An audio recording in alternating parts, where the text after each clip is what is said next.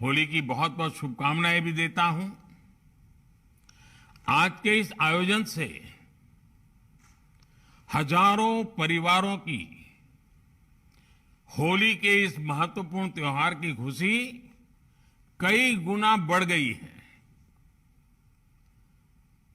कुछ ही समय के भीतर गुजरात में दूसरी बार रोजगार मेले का आयोजन हो रहा है। मैं हमारे मुख्यमंत्री श्रीमान भूपेंद्र भाई और उनकी पूरी टीम को इस कार्य के लिए बहुत बहुत बधाई देता हूं। साथियों, युवाओं को अवसर देने और देश के विकास में उनके सामर्थ्य का उपयोग करने की दिशा में ये भारतीय जनता पार्टी की सरकारों की, हम सबकी प्रतिबद्धता का प्रमाण है। मुझे खुशी है कि ज्यादा से ज्यादा संख्या में रोजगार उपलब्ध कराने के लिए केंद्र सरकार के सभी विभाग और एनडीए की राज्य सरकारें लगातार काम कर रही हैं।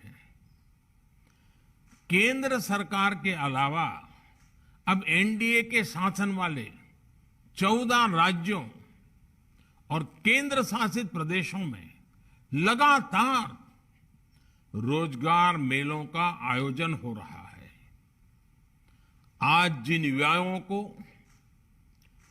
नियुक्ति पत्र दिए जा रहे हैं, उनके उज्जवल भविष्य के लिए और उनके परिवार के सुख समृद्धि के लिए मेरी बहुत बहुत शुभकामनाएं हैं।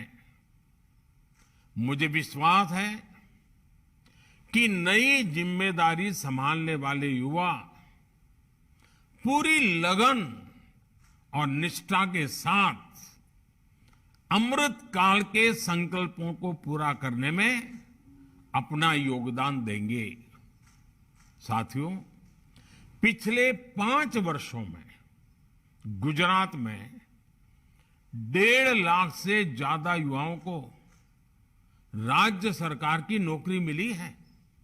सरकारी नौकरी के अलावा एम्प्लॉयमेंट एक्सचेंज के जरिए भी बीते वर्षों में गुजरात में करीब 18 लाख युवाओं को विभिन्न क्षेत्रों में रोजगार उपलब्ध कराए गए हैं।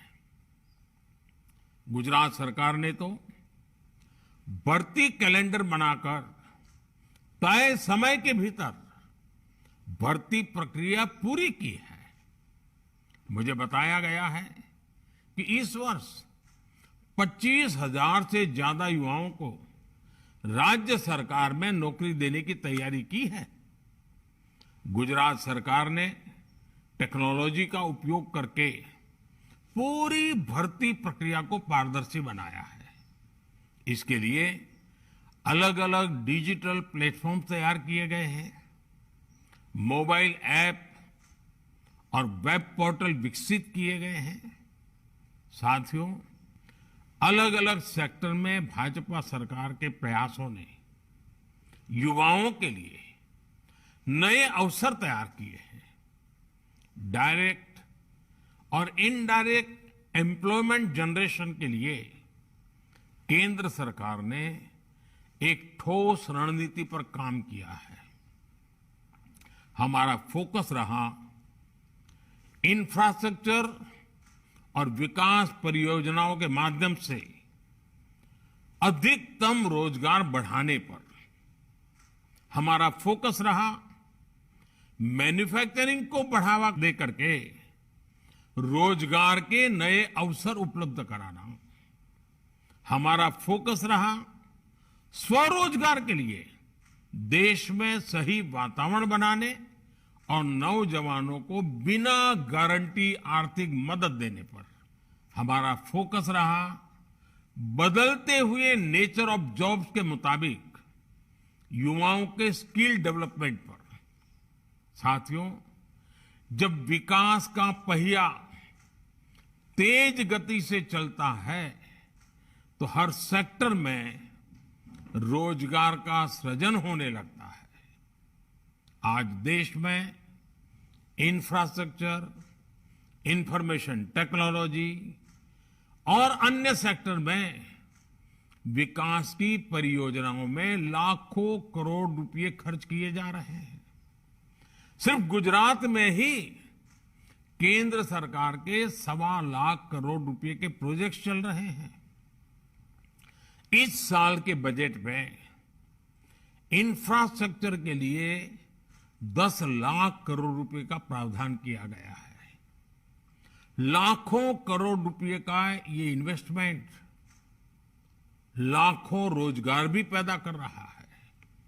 साथियों, दुनिया भर के एक्सपर्ट्स ये मान रहे हैं कि आने वाले वर्षों में भारत सबसे बड़ा मैन्युफैक्चरिंग हब बनेगा और इसमें तो गुजरात की बड़ी भूमिका है।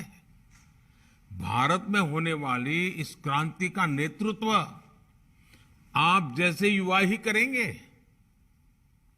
अब जैसे गुजरात के दाहोद में हमारा आदिवासी क्षेत्र है, एक प्रकार से पिछड़े इलाकों में है, वहां पर 20,000 करोड़ के निवेश से रेल इंजन का फैक्ट्री का निर्माण किया जा रहा है। गुजरात सेमीकंडक्टर का भी बहुत बड़ा हब बनने जा रहा है।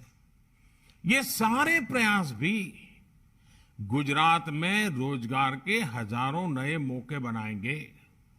साथियों, आज सरकार विकास की जिस होलिस्टिक अप्रोच के साथ काम कर रही है, उससे भी बड़े पैमाने पर एम्प्लॉयमेंट जनरेशन हो रहा है। पॉलिसी लेवल पर हम महत्वपूर्ण बदलावों ने ये जो नए बदलाव हुए हैं, एक ऐसा इकोसिस्टम तैयार किया है जिसमें स्टार्टअप्स को आगे बढ़ने का मौका मिल रहा है। आज देश में 90,000 से ज्यादा स्टार्टअप्स काम कर रहे हैं और वो भी टियर 2, टियर 3 सिटी में हो रहे हैं। इससे रोजगार के नए अवसर तो बन ही रहे हैं, साथ ही लाखों युवा स्वरोजगार के लिए प्रेरित भी हो रहे हैं। सरकार इन्हें बिना बैंक गारंटी आर्थिक मदद दे रही है। मुद्रा योजना और स्टैंड अप इंडिया योजना से भी स्वरोजगार को बढ़ावा मिला है।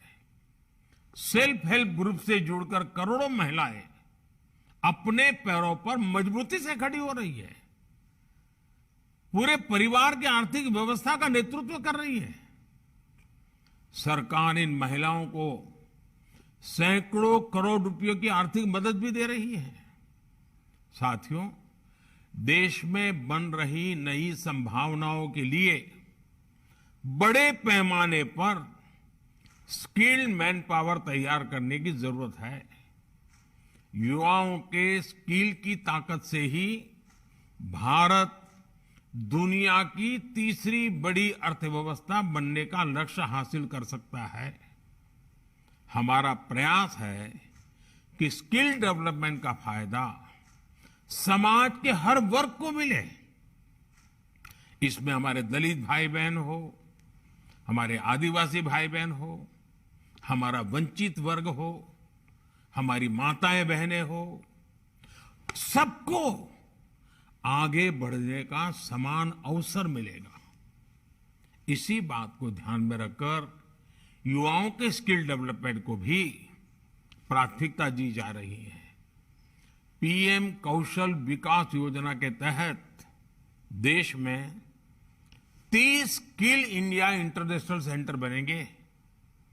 यहां युवाओं को न्यू एज टेक्नोलॉजी के द्वारा ट्रेनिंग दी जाएगी।